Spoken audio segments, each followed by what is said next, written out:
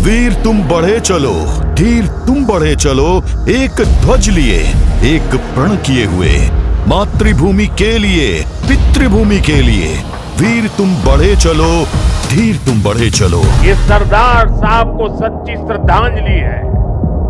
यही आज देश की जरूरत है। यही आज हर भारतीय के लिए संदेश भी है, संकल्प भी है।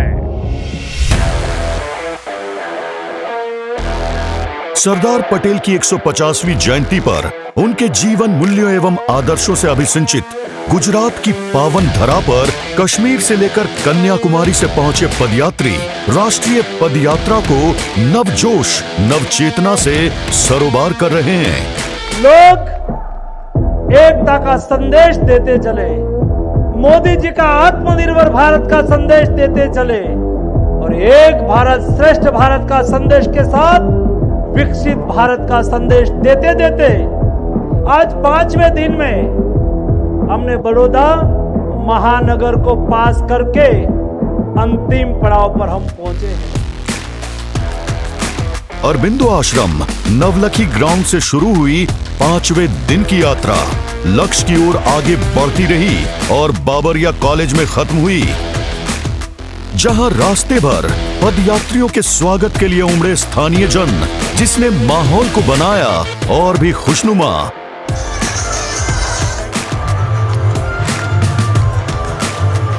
आधुनिक भारत के निर्माता लौह पुरुष सरदार पटेल गौरवान्वित करती है जिनकी गाथा। पटेल जी ने कहा, बॉम्बे कंपनी को, प्राइवेट कंपनी को आप क्यों देते हैं, आप खुद एक कोऑपरेटिव यूनियन बनाओ। आज का पीढ़ी को कम लोगों को पता है कि आज जिस अमूल को देश में दुग्ध क्रांति का प्रतीक माना जाता है, उसका प्रेरणा स्रोत सरदार पटेल थे। मजदूरों की आवाज थे सरदार, गजब की थी उनकी संगठन क्षमता, जिस पर आयोजित प्रदर्शनी ने पदयात्रियों का मन मोह लिया, जगाई नई ऊर्जा। यात्रा जीवंत बन चुकी है, ये यात्रा एक संदेश बन चुकी है। I feel really proud that I am being a part of this national Padayatra which is happening at Gujarat, and it is first new for me. This culture, this heritage, everything is very new for me.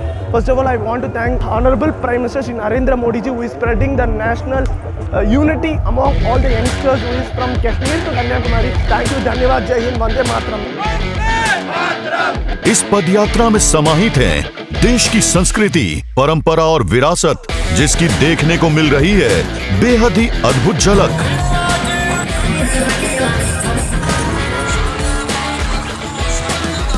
To walk through the people, to interact with them, to have the authentic food of Gujarat, to be welcomed like family, to be given the cultural ethnic wear of Gujarat, and also to have the fun of the cultural nights every evening. કોઈ સફાઈ કરીને સફાઈ કર્મચારીઓની મદદ કરી રહ્યું છે, તો કોઈ વૃદ્ધોને તેમના રસ્તામાં તેમને હાથ પકડીને ચલાવી રહ્યું છે। હું પૂરા વિશ્વાસથી કહી શકું છું કે આ એકમાત્ર પહેલા એવા વડાપ્રધાન છે જે આજના યુવાનોના માટે એક માર્ગદર્શક બની રહ્યા છે। જય હિન્દ, જય ભારત, જય સરદાર। कारवां बढ़ रहा है, एकता का नारा गूंज रहा है। हम जात पात को छोड़ के उनके संदेश को लोगों तक पहुंचाने का कार्य कर रहे हैं। एकता यात्रा का 5वां दिन और 5वें दिन समग्र भारत से कोने कोने से आए युवा आज 5वें दिन भी उसी जोश, उसी उत्साह के साथ चल रहे हैं। एकता, अखंडता और स्वदेशी की ये मशाल जलती रहे, राष्ट्र के प्रति प्रेम और माँ भारती के प्रति आस्था और मजबूत होती रहे। सरदार वल्लभ भाई पटेल, जिन्होंने देश के अखंडता और एकता को सुनिश्चित करने के लिए अपनी जानों की बाजी लगा दी और 562 रियासतों को एक किया।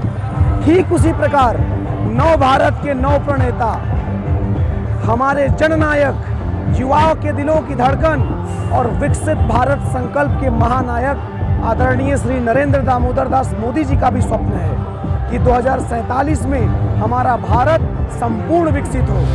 साझा प्रयास, अटूट विश्वास। जय जय सरदार। सरदार पटेल।